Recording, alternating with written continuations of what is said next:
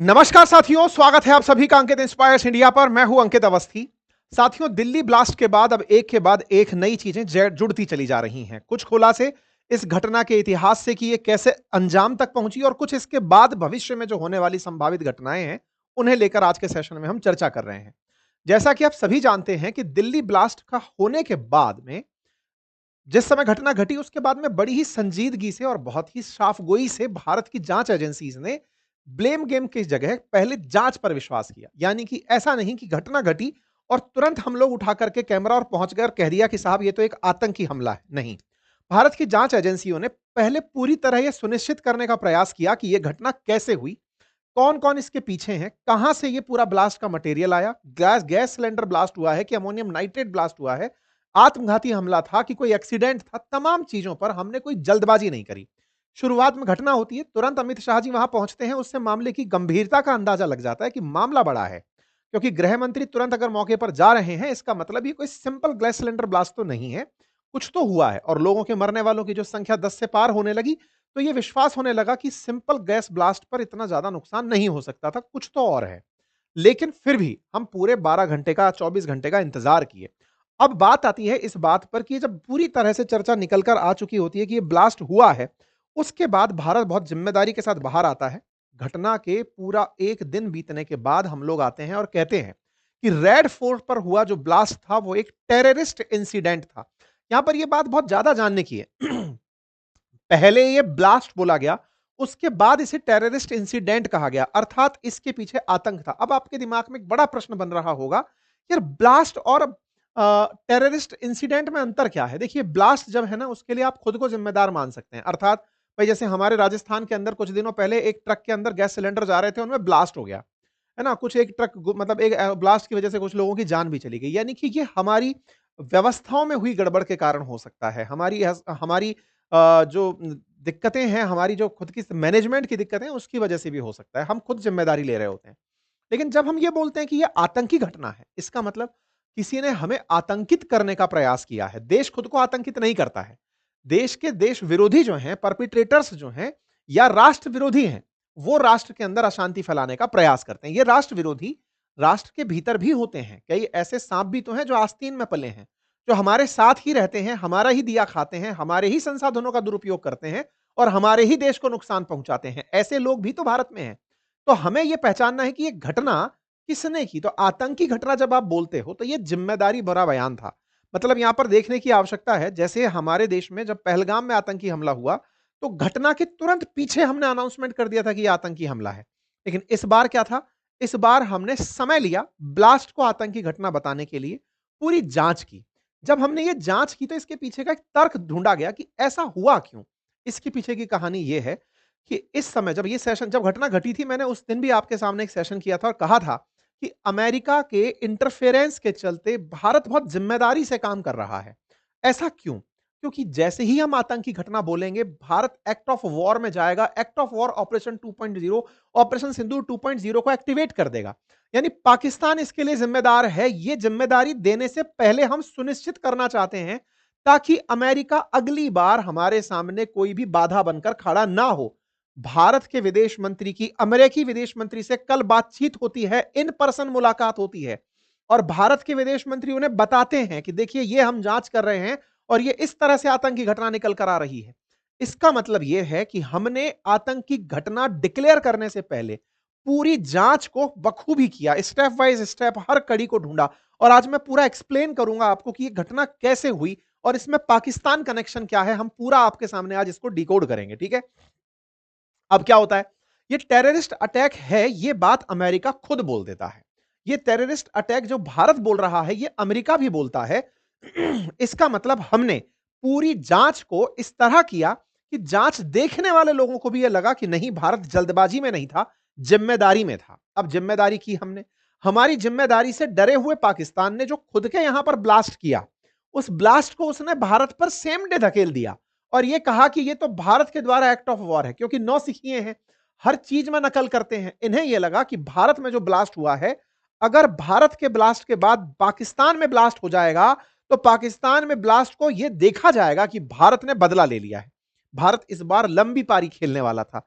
उसे जो पिछले समय ट्रंप का जो अनुभव था, उससे पार निकलना था। इसीलिए हमने तुरंत ब्लास्ट करने की जगह, जो कहा गया पाकिस्तान के द्वारा इधर इस्लामाबाद में ब्लास्ट होता है, उधर की तरफ से तुरंत बयान आ जाता है इनका, और ये कहते हैं भारत ने हम पर हमला कर दिया है, भारत के द्वारा किया गया आतंकी हमला है। नहीं, भारत के ऊपर इन्होंने जितना तेजी से ब्लेम गेम खेला, इससे ये पकड़ में आ गए।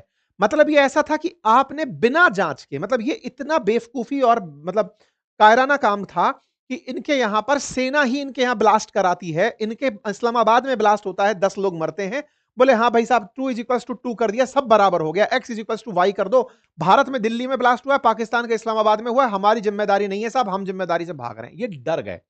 पाकिस्तान में जो ब्लास्ट हुआ, पाकिस्तान के प्रधानमंत्री निकलकर तुरंत भारत का नाम लगा दिए बिना जांच के।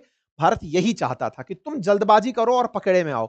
यही पकड़े के कारण है कि अमेरिकी विदेश मंत्री भारत के लिए बयान देते हैं कि भारत बहुत अल्टीमेट जांच कर रहा है और हमको उसकी जांच पर पूरा विश्वास है, वो सक्षम लोग हैं और जांच के बाद ही कोई बात निकल कर आएगी। तो ये जल्दबाजी में किए पकड़ में आ गए। कहते हैं ना, आप जल्दबाजी में गुनहगार के साथ, चोर के साथ दिक्कत क्या होती है कि जब वो चोरी करके जाता है तो वो कुछ साक्ष्य छोड़ जाता है। तो इनके द्वारा चोरी के साक्ष्य छूटे, खुद के लोग भी मरवाए इन्होंने और बदनाम हुए सो अलग। खैर आगे बढ़ते हैं।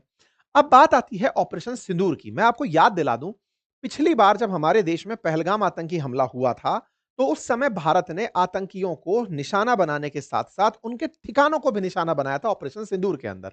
और भारत के द्वारा जब यह बात बोली जा रही है कि हमारे यहां यह आतंकी हमला है, तो इससे फिर से पाकिस्तान की चिंताएं बढ़ेंगी, क्योंकि पहलगाम में आतंकी हमले के खिलाफ ही हमने ऑपरेशन सिंदूर किया था और हमने यह जरूर कहा था कि याद रखिएगा, आने वाले समय में कोई भी टेरर अटैक अगर भारत में हुआ तो उसे ट्रीट किया जाएगा as an act of war.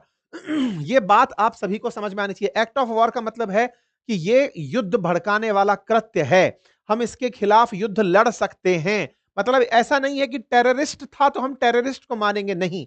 अब इसमें भी एक अंतर है साहब, टेररिस्ट अटैक और वॉर में अंतर क्या होता है। वॉर में नेशन इन्वॉल्व होते हैं और टेररिस्ट अटैक में यूनिट इन्वॉल्व होती है, पार्टी इन्वॉल्व होती है कि भाई जैश ए मोहम्मद ने किया, कि अलकायदा ने किया, कि मतलब जो भी और जो आतंकी समूह है उनमें से किया।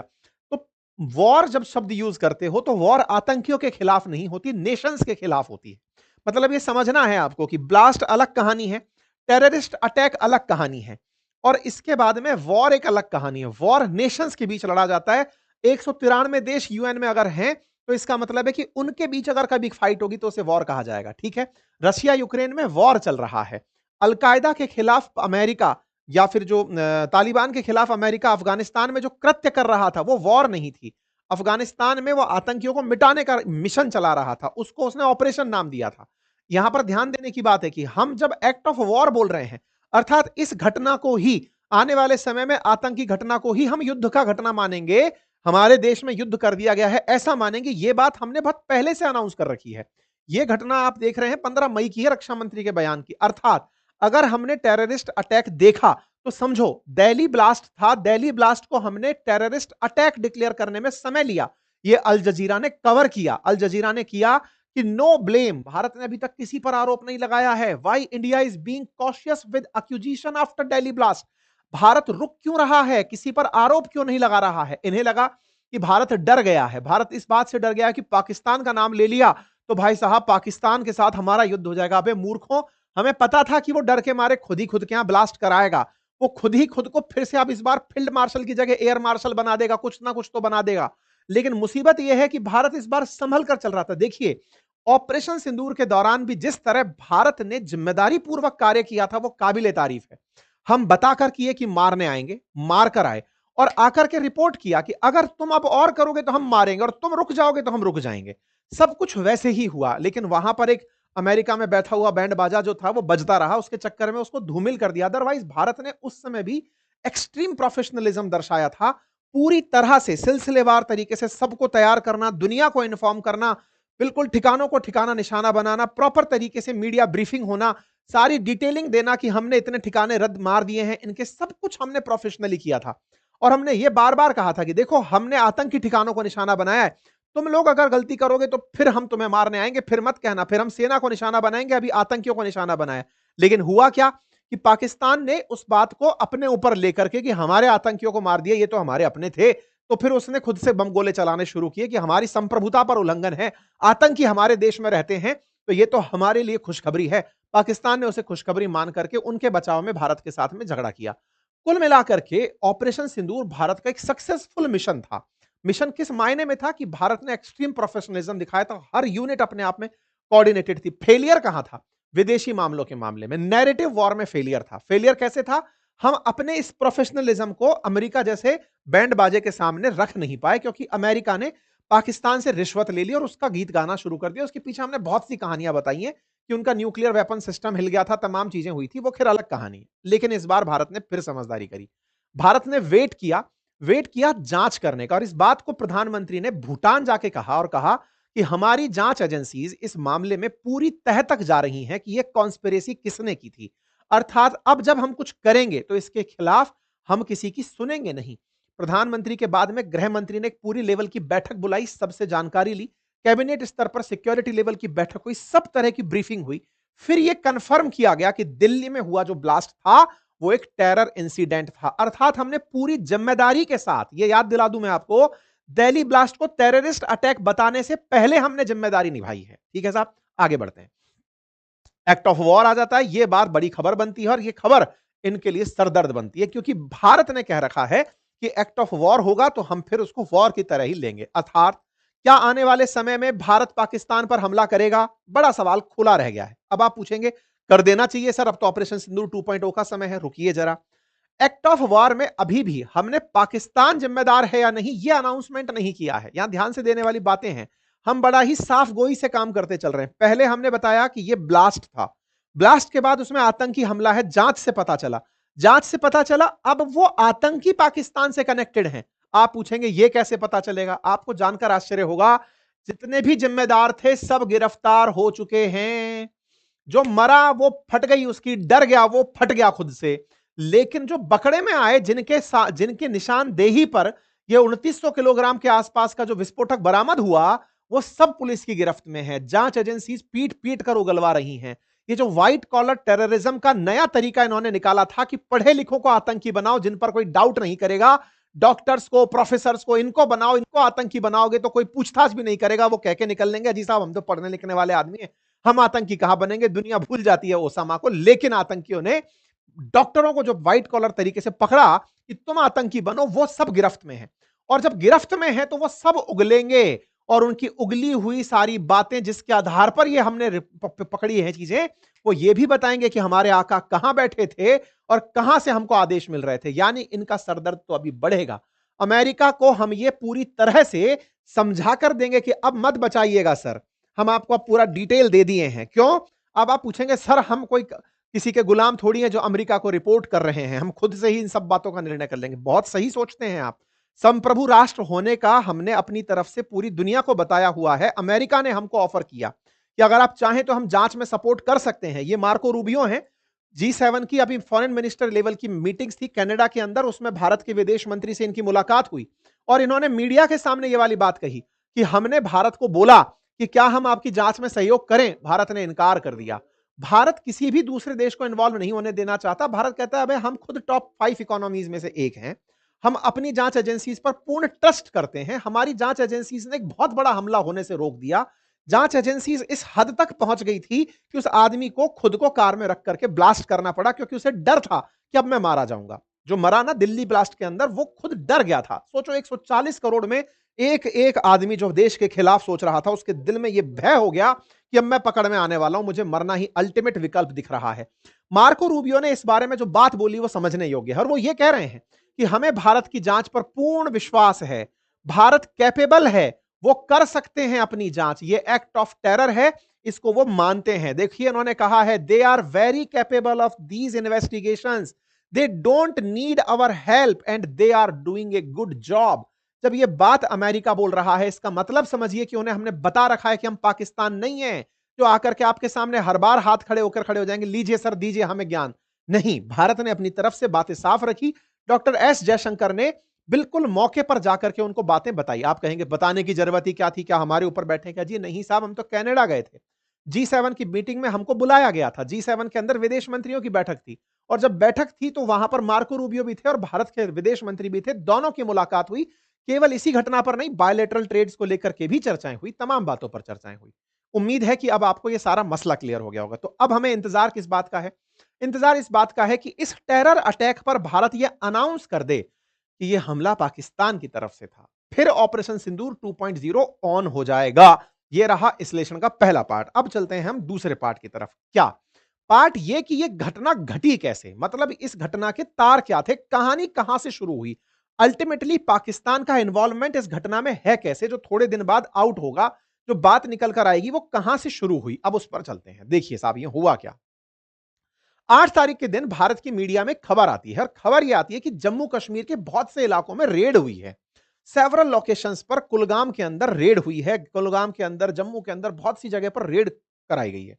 रेड से मतलब भारत की सिक्योरिटी फोर्सेस लगभग 59 जगहों पर इस तरह से जांच करने पहुंची, बहुत ही तेजी से।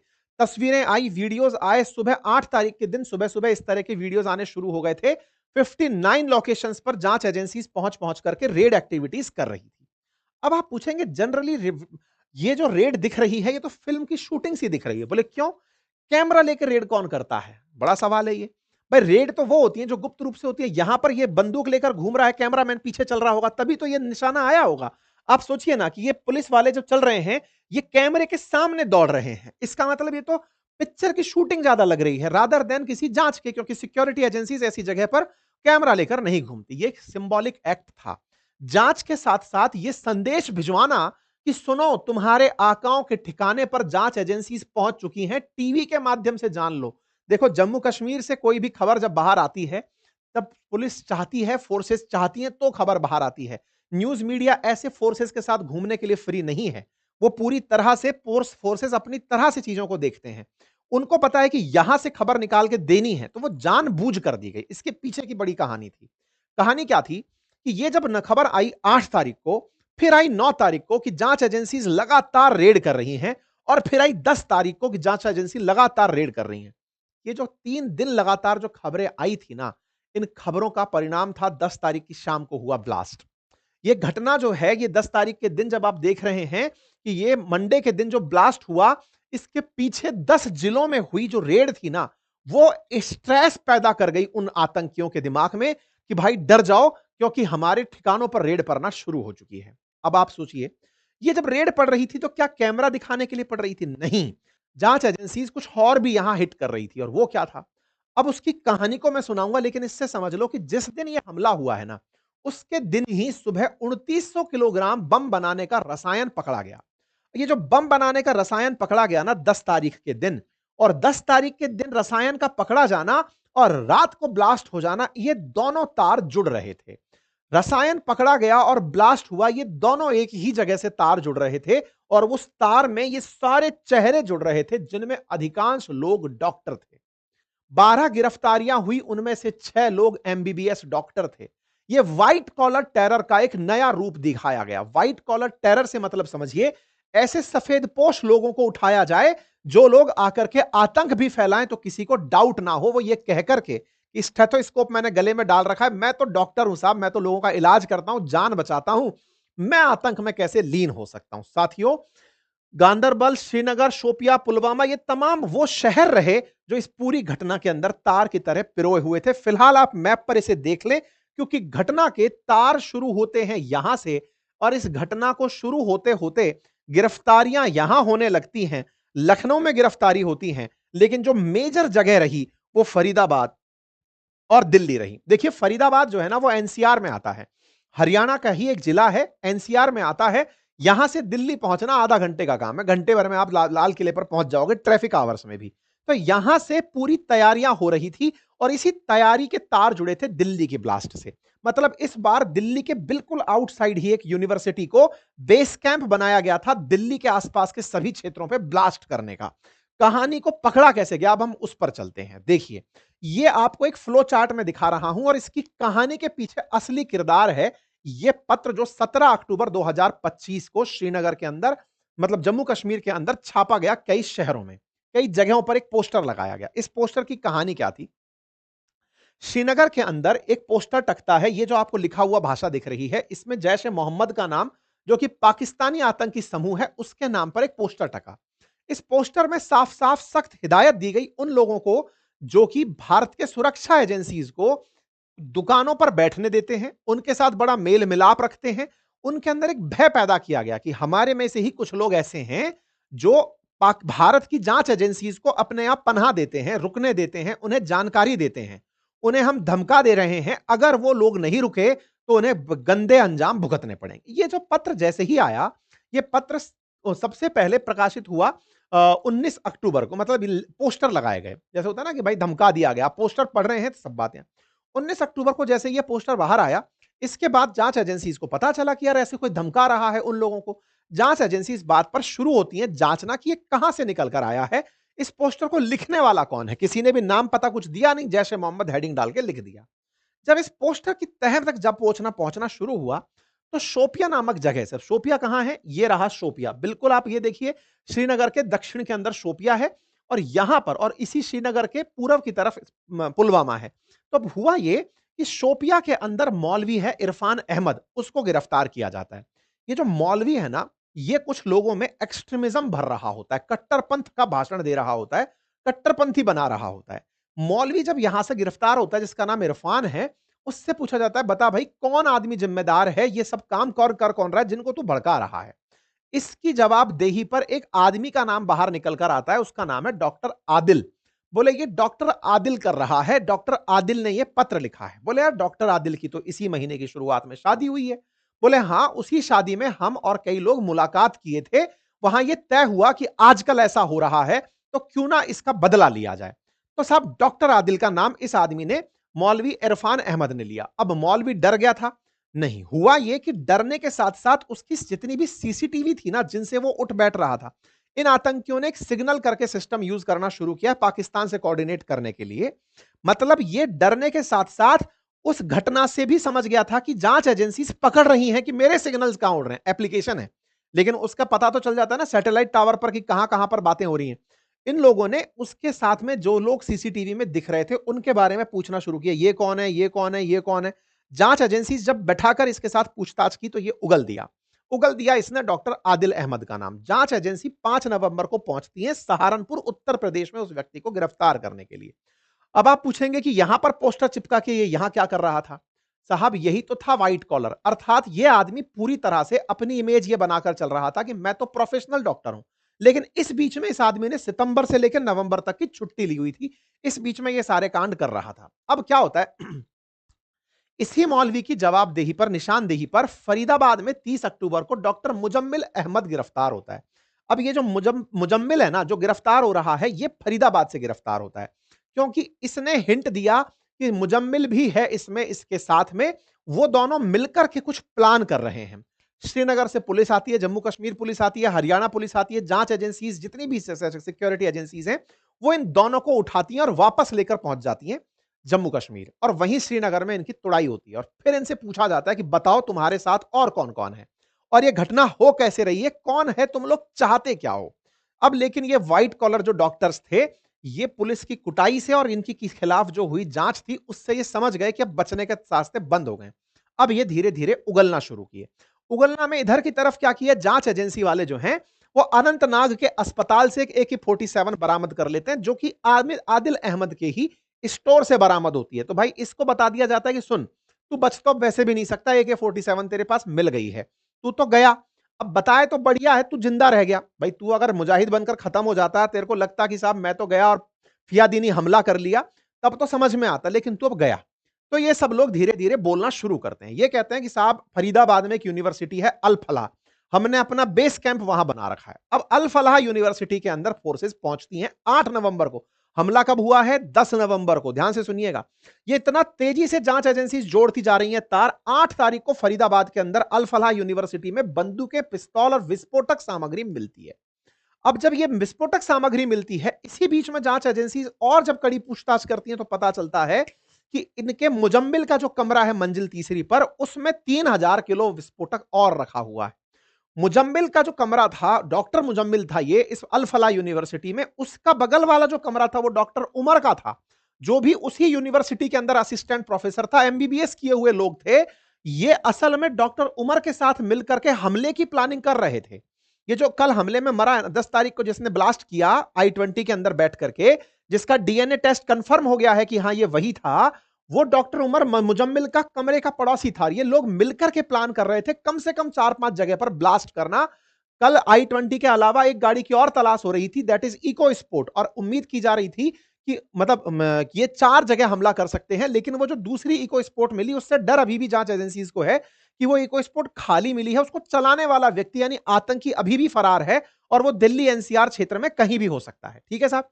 तो 3000 किलो विस्फोटक सामग्री 9 से 10 नवंबर के बीच में। कई बार हम कहते हैं ना जांच एजेंसीज बहुत कुछ कर रही होती हैं, ये तो बाद में आता है तो हमें पता चलता है साहब, आतंकी घटना हो गई तो हमें पता चला, अदरवाइज जांच एजेंसीज ना जाने कितनी परेशानियों को ऐसे ही न्यूट्रलाइज कर रही होती हैं। एक घटना पता चलिए तो हम इसके पीछे की कहानी चर्चा कर पा रहे हैं। अब क्या होता है, जब ये सब चीजें मिलती हैं, इसी बीच में फिर एक महिला का नाम निकालते हैं और वो है डॉक्टर शाहीन शहीद। अब ये कौन है साहब? ये डॉक्टर शाहीन शहीद जो है, ये कानपुर के अंदर एक मेडिकल कॉलेज है साहब, गणेश शंकर विद्यार्थी कॉलेज, उसके अंदर कभी प्रोफेसर रही थी। ये तब से जब प्रोफेसर रही, डॉक्टर थी, एमबीबीएस किया हुआ था, वहां डॉक्टरों को पढ़ाती थी। लेकिन ये तब से छुट्टी से फरार थी, लंबे लंबे समय तक गायब रहती थी। तो इसको वहां से बर्खास्त कर दिया गया कि तुम ठीक नहीं हो। फिर ये इसके बाद में मुजम्मिल से मुलाकात की। मुजम्मिल से मुलाकात पिछले 2 साल से कर रही थी, और यही वो महिला थी जो कि जैश ए मोहम्मद हाफिज सईद की बहन के द्वारा शुरू किए गए एक आतंकी ब्रिगेड, जो महिलाओं की ब्रिगेड थी, उसकी भारत में संचालन करता थी। मैं आपसे कह रहा हूं पाकिस्तान से तार कैसे जुड़ रहे थे। तो ये जो डॉक्टर शाहीन शहीद है ना, जो महिला जो है, ये गिरफ्तार हुई लखनऊ से मुजम्मिल की निशानदेही पर कि साहब ये भी हमारे साथ। इनसे पूछा गया तोड़ तोड़ कर कि तुम 3000 किलो अमोनियम नाइट्रेट और विस्फोटक ले कहां से आए? फिर ये उकले कि अरे साहब वो एक महिला है जो 2 साल से महिला होकर और डॉक्टर होकर के ये सारी चीजें जुगाड़ रही है, उस पर कोई डाउट नहीं कर रहा है। वो उठा उठा करके लाती है सारा माल, यहां पर स्टोर कर रही है, और वो किसके जवाबदेही पर, निशानदेही पर कर रही है? जैश ए मोहम्मद हाफिज सईद, उसकी बहन के द्वारा चलाया हुआ एक आतंकी संगठन है महिलाओं का। उस महिलाओं के आतंकी संगठन की निशानदेही पर भारत में महिला आतंकी भर्ती कर रही थी, और ये इस तरह से फरीदाबाद के अंदर चुन चुन करके इकट्ठा कर रही थी अमोनियम नाइट्रेट। आप सोचकर देखिए 3000 किलो विस्फोटक अगर जाएगा, सीधा सीधा मतलब 30 अनाज की बोरियां, और 30 अनाज की बोरियां विस्फोटक आप लेकर कैसे चलोगे? तो निश्चित ही ये सब्जी के थैले में लाई होगी, 2 साल में बिल्कुल चिड़िया का घोंसला सा बना रही होगी कि एक दिन फोड़ूंगी इन सबको ले जाकर के। इस तरह से सोचो, इसने यूनिवर्सिटी के अंदर ढेर लगा दिया, कितने कमरे कंज्यूम किए होंगे। यह आवश्यकता है जांच एजेंसीज को, हर यूनिवर्सिटी को अब बहुत ही संदिग्ध तरीके से जांचा जाना चाहिए, क्योंकि व्हाइट कॉलर टेररिज्म अगर जगह ले रहा है तो यह बहुत बड़ी टेंशन का विषय है। ऐसे में साहब यहां पर शाहीन शहीद को लखनऊ से गिरफ्तार किया जाता है। दिल्ली में जब यह गिरफ्तार होती है लखनऊ से, इधर उमर के हाथ पांव फूल जाते हैं। क्यों? क्योंकि शाहीन शहीद ही थी लेकर के आने वाले, और इधर ये जो उमर था ना गाड़ी में I-20 में बैठा हुआ, ये सारी घटनाएं सुन रहा था इंटरनेट पर। क्योंकि मैं आपसे कह रहा था ना, वो लगातार खबरें डाल रहे थे, इतनी जगह ठिकानों पर हमला, इतने जगह गिरफ्तार हो गए, अब ये गिरफ्तार, अब ये गिरफ्तार, मुजम्मिल गिरफ्तार, शाहीन गिरफ्तार, तो इनका तो कोई बचा ही नहीं। डॉक्टर उमर को लगा कि भाई अपन तो गए, अब बेहतर है कि इसी गाड़ी में बैठते हैं। तो ये उठा 10 नवंबर के दिन सुबह गाड़ी उठाया और निकल लिया फरीदाबाद से दिल्ली की तरफ कि भाई अब कुछ तो काम आएंगे। चल दिया गाड़ी लेकर के, दिल्ली में घुसता है, कहीं पुलिस वाले रास्ते में ना रोक लें। अच्छा इंटरेस्टिंग बात है ये, अगर गाड़ी में सीएनजी किट लगी है, और सीएनजी किट लगी और पॉल्यूशन सर्टिफिकेट नहीं है, दिल्ली में पॉल्यूशन को लेकर के इन दिनों बड़ी सख्ती चल रही है, जब बार बार रोक लेते हैं, बार बार रोक करके पॉल्यूशन सर्टिफिकेट, जांच सर्टिफिकेट, तो उनसे बचने के लिए इसने पॉल्यूशन सर्टिफिकेट भी बना लिया कि भाई रोका ना जाऊं मैं। सीधा एंट्री करता है, गाड़ी में फ्यूल भी भरवाता है, सीएनजी भी तैयार रखता है, और तैयारियां अधूरी हैं भाई। 3000 किलो माल रखकर बैठा है, लेकिन गाड़ी में थोड़ा बहुत उठा करके कि थोड़ा बहुत ही सही मैं कुछ तो काम आऊं, जाता है साहब लाल किले के आसपास की मस्जिदों में जाकर के ये नमाज अदा करता है। नमाज अदा करके फिर ये यहां से निकलता है अपने मिशन पर, और अब मिशन पर निकलता है, और शाम को आप 7 बजे धमाके की बात 6:52 पर सुन लेते हैं। उम्मीद है कि अब आप पूरी घटना को रिलेट कर लिए होंगे कि ये घटना कैसे घटी, ये इसके कंठ कहां तक पकड़ में आ गए थे। टेंशन अभी खत्म नहीं हुई है। जांच एजेंसीज को इसी I-20 के साथ एक लाल कलर की इको स्पोर्ट भी नजर आई थी, जो इससे ये बातचीत कर रहा था। बाद में जब उसे तलाशा गया तो वो किसी गांव में खड़ी मिली है। खाड़ी तो खड़ी मिल गई, लेकिन उसको चलाने वाला कौन था, अब जांच एजेंसी इस विषय पर जोर दे रही है। जांच अभी तेजी से चल रही है। तो मैंने ये सारा की सारा आप लोगों को जानकारी दे दी कि आदिल आदिल के चक्कर में मतलब सब इस तरह से कड़ियों से कड़ियां जुड़ते गए। फिर ये महिला पकड़ में आई, जिसके पकड़ में आते ही उमर ने खुद को उड़ा लिया कि भाई अपन गए। ये जो था ना, मतलब जमात इस्लामी, ये हाफिज सईद की जो बहन है, उसके द्वारा, उसकी बहन का नाम है सादिया अजहर, उसने जमात उल मोमिनात नामक एक ग्रुप बना रखा है। जमात उल मोमिनात की के कहने पर ये इस तरह के काम कर रहा था और ये सारी जानकारी निकल कर आई थी। ये कहानी ये महिला के द्वारा की जा रही थी। 2 साल से ये विस्फोटक जमा कर रही थी। फिर यूनिवर्सिटी से सवाल जवाब किए गए कि तुम्हारे यहां ये हो रहा है, तो ये कह रहे साहब ये तो काम तो ढंग से कर रहे थे खुद का, हमको ये घर पे क्या कर रहे हैं क्या पता, और ये बात सच भी है। अब पता होना भी चाहिए। अब सब चीजें संदिग्ध रूप से देखी जाएंगी, विशेष रूप से इन लोगों के द्वारा किए गए कृत्य से। अब भारत के अंदर जो भी कश्मीरी छात्र, क्योंकि ये सब कश्मीर से जुड़े थे, अब वो जहां जहां भी रहकर पढ़ाई कर रहे होंगे, जिन यूनिवर्सिटीज में वो पढ़ रहे होंगे या फिर जिन जगह पर वो नौकरी कर रहे होंगे, जांच एजेंसीज वहां पर पहुंचेंगी और उनको जांच करेंगी। कारण भी है उसका, क्योंकि अब यहां पर चिंता आप लोगों ने, फिर वही वाली बात, जैसे कश्मीर में आतंकी हमला जब हुआ तब वहां के लोकल इन्वॉल्व थे, यह बात अब तक नहीं हुई थी। जब नहीं हुई थी तब तक तो हम हर कश्मीरी को यह मानकर चलते थे कि आतंकी हमले में कश्मीरी लोकल जिम्मेदार नहीं हो सकता। लेकिन अब यह चीजें पलटती जा रही हैं। आतंकियों ने मॉड्यूल पलट लिया है। आतंकियों ने कश्मीरियों को ही पैसा पहुंचा करके कि तुम ही करो ताकि हम बच जाएं। पाकिस्तान को डर है कि जैसे मोहम्मद खत्म ना हो जाए तो नाम केवल कश्मीरियों का रहे, कश्मीरियों के खिलाफ भारत में नफरत रहे। देखिए बहुत ही स्पष्ट तरीके से खेला गया खेल है ये, कि कश्मीर के अंदर टूरिस्ट जाने से कैसे रुकेगा, कश्मीरियों के खिलाफ नफरत भर दो। दूसरा, अब कश्मीरी ही व्हाइट कॉलर तरीके से इन्वॉल्व हैं तो ये लोग नौकरी नहीं कर पाएंगे, तो इनमें अपने आप भारत से एक अलगाव पैदा होगा कि यार भारत के विभिन्न यूनिवर्सिटी कॉलेज नौकरी करने ही नहीं देते, हर दिन जांच एजेंसी जांचने आ जाती है, हर आदमी हमें दूसरे तरीके से देखता है। ये स्थिति जैसे पैदा होगी तो इनका आपस में मिलना, मेनलैंड इंडिया के साथ में मिलना मुसीबत का कारण बनेगा और इसको पाकिस्तान चाहता है कि इनको सेपरेट करने। ये इनका दूसरा टैक्टिक। अब जवाब इसका यही है कि भारत को ना इन आतंकी ठिकानों को जो पाकिस्तान में है ना, उन्हें जड़ से खत्म करना चाहिए। ये ऑटोमेटिक मामले सेटल हो जाएंगे। उकसाने वाले लोग देखो, ये वो कार है जिस कार में वो उमर बैठा था, फ्यूल भराते हुए दिखाई दिया। ये व्यक्ति था जिसने खुद को उड़ा लिया। बाकी तो सब चीजें आप लोगों ने बहुत सारे न्यूज में देख ही ली होंगी। ये वो सीसीटीवी फुटेज भी अब निकल कर आ गए हैं जिसमें इसने गाड़ी उड़ाई थी, मैं वो नहीं दिखाऊंगा। ये पूरा टाइम का वो निकल कर आ गया। कुल मिलाकर बात ये है कि भारत की जांच एजेंसीज ने बहुत ही संजीदगी से और बहुत ही जिम्मेदारी पूर्वक तरीके से काम करते हुए एक बहुत बड़े हादसे को रोक लिया। क्योंकि इस बहुत बड़े हादसे में 3000 किलो विस्फोटक अगर फटता तो बहुत बड़ी चीज बनती। अभी भी बात जांच एजेंसीज के दिमाग में कुछ 5-6 सवाल लेकर के वो घूम रही हैं, और उनमें से बड़े सवाल जो है ना वो यही है कि यार इतना सारा अमोनियम नाइट्रेट अल्टीमेटली आया कहां से, मतलब इतना सारा इकट्ठा कहां से किया इन लोगों ने। दूसरा, आतंकी 2 कार से आए थे, दूसरी कार वाला आतंकी कहां है, ये अभी भी जांच एजेंसीज के दिमाग में सवाल बना हुआ है। और तीसरा, ये उमर जो है ना, ये लास्ट मोमेंट पे हड़बड़ाहट में फट गया। अगर ये इतना सारा अमोनियम नाइट्रेट रखता था तो ये बड़ा हमला कर सकता था, लेकिन जैसे ही जांच एजेंसीज ने इसको पकड़ने की तैयारी की, उस समय ये निकल लिया और निकल करके इसने आधी अधूरी तैयारी के साथ खुद को ब्लास्ट कर दिया।